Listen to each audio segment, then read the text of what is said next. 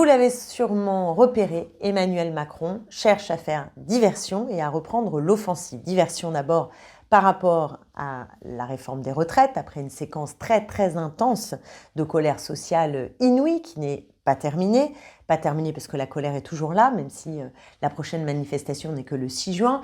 Et aussi pas terminée puisque le 8 juin, nous avons, dans le cadre de la niche du groupe Lyot, Lyot c'est un petit groupe qui est sur la droite dans l'hémicycle, mais qui est opposé à cette réforme et à ce coup de force démocratique de la part du pouvoir en place, eh bien, ils ont décidé de mettre dans leur niche parlementaire du 6 juin un texte de loi pour revenir sur le report de l'âge légal à 62 ans.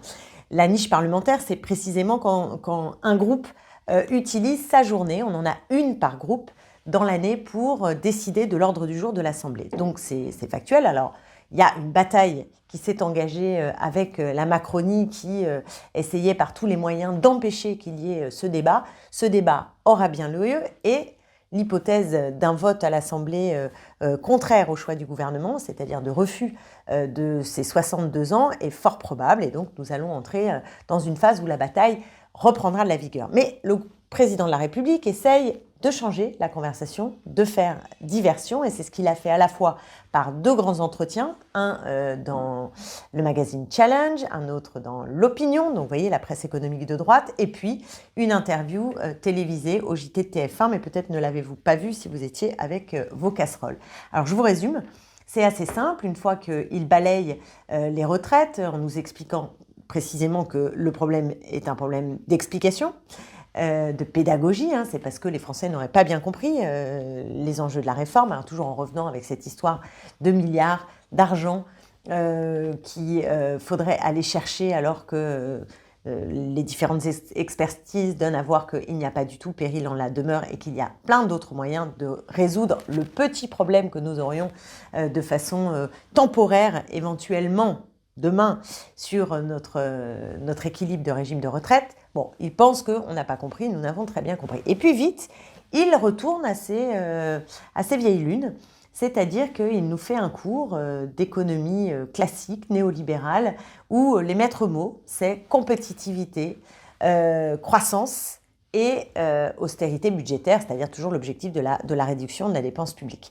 Ça, c'est vraiment le mantra du président de la République, et il a renoué avec ce récit de façon très forte. Alors évidemment, il essaye de quand même appâter les gens très en colère, et en particulier les fameuses classes moyennes qui seraient celles qui prendraient le plus cher en réalité avec la contre-réforme des retraites. Et donc, il a essayé de les appâter avec un chiffre de 2 milliards d'euros de réduction d'impôts pour eux, pour essayer de les ramener à lui. Alors, peine perdue, je pense, d'abord parce que ces 2 milliards sont très imprécis. Ces 2 milliards, on ne sait pas quand, on ne sait pas exactement sous quelle forme. On sait juste une petite phrase qu'il fallait bien avoir en tête qu'il a prononcée, c'est quand la trajectoire sera maîtrisée, la trajectoire budgétaire sera maîtrisée. Donc ça veut dire que c'est pas pour demain matin, que c'est pour plus tard. Or, on sait bien que les classes moyennes aujourd'hui sont confrontées à la fois à des salaires qui sont des salaires comprimés, et une inflation qui est délirante, c'est autour de 5-6%, et même dans l'alimentation, on atteint des taux qui sont complètement fous, de l'ordre de 15%, et sur des produits très fondamentaux, c'est même parfois 20 et au-delà % d'augmentation, donc c'est énorme, et chacun peut le ressentir.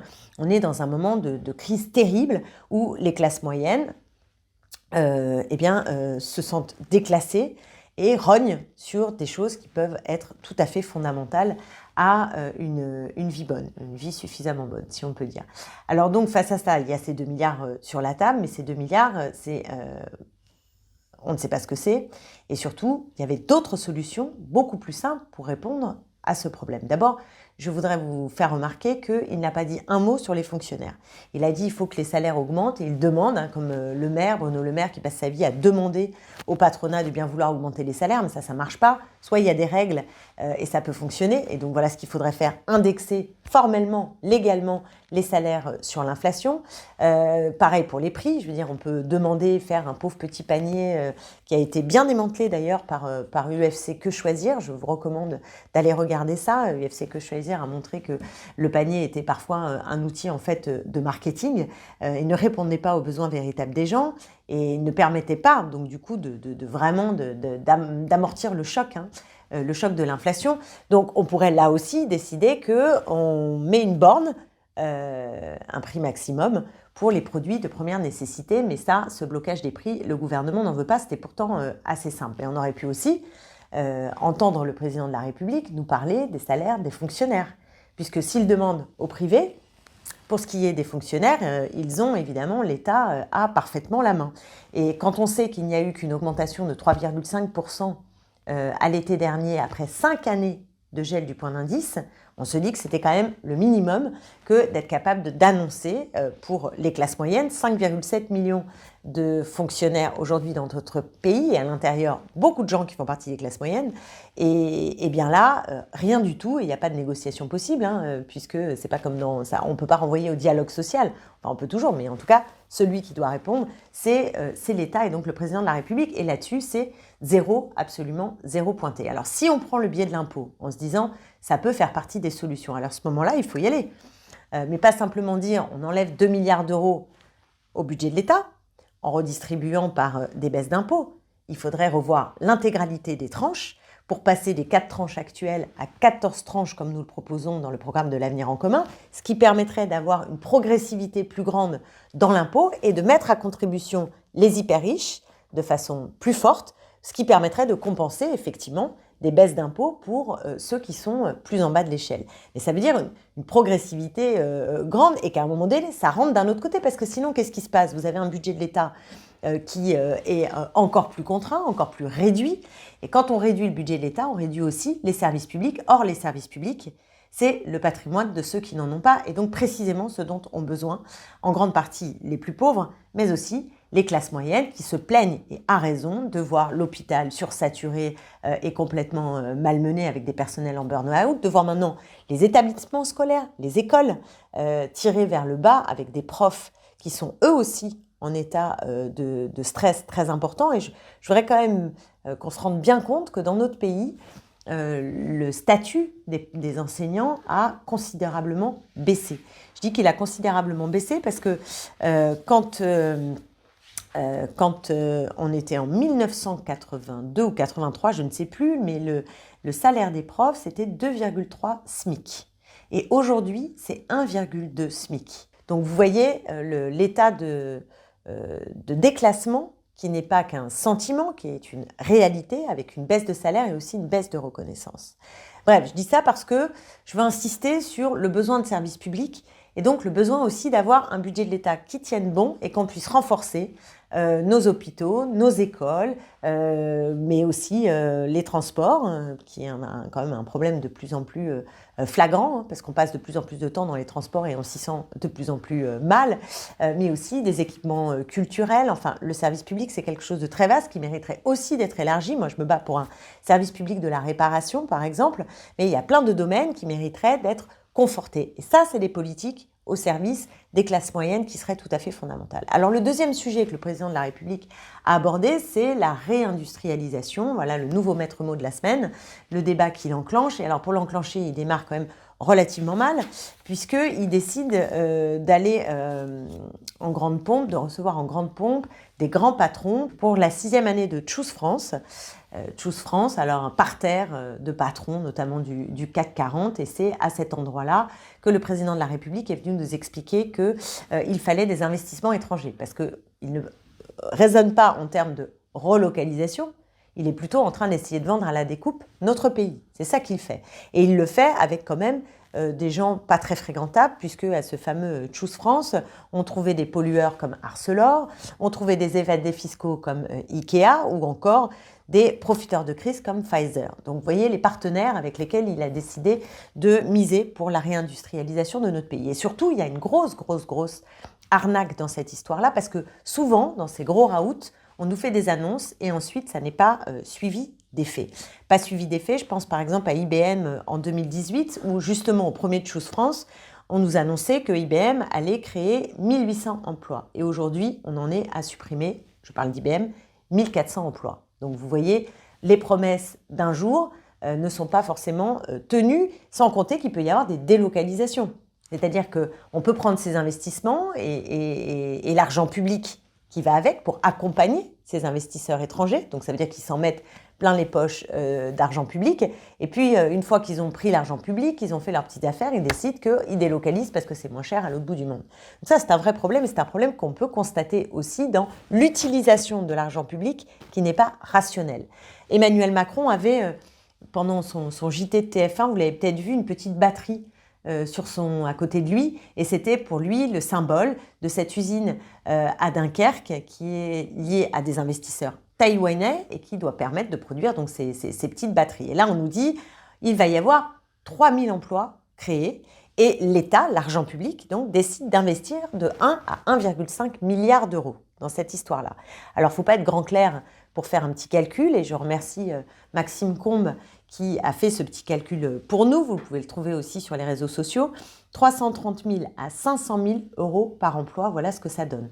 Si vous avez 3 000 emplois pour un investissement entre 1 et 1,5 milliard, et ben, au total, ça veut dire qu'on donne 3 330 000 ou jusqu'à 500 000 euros par emploi. C'est totalement délirant, absolument délirant. Et donc on continue de dilapider l'argent public pour le mettre dans des logiques qui sont des logiques qui ne sont pas productives et qui ne nous permettent pas d'avoir un pilote dans l'avion. Parce que ce qu'il faudrait, c'est un État stratège qui mise sur la relocalisation de l'économie et qui ne se mette pas dans la main de la loi du marché et donc du monde de la finance. Mais ça, c'est pas du tout ce que veut Macron, puisqu'il est toujours dans cette espèce de folie du marché qui va tout bien réguler, que ça va bien se passer, que d'ailleurs, il ne faut pas faire peur aux capitaux, parce que si les capitaux s'en fassent, c'est la fin du monde, alors que nous, ce qu'on cherche, c'est d'avoir une économie qui est au service des besoins véritables, et on a tout un tissu en France, aussi bien dans l'économie sociale et solidaire que parfois dans le privé tout court, de TPE, PME, qui peuvent permettre non seulement d'accompagner la transition écologique, qui est une des clés fondamentales pour relancer notre industrie,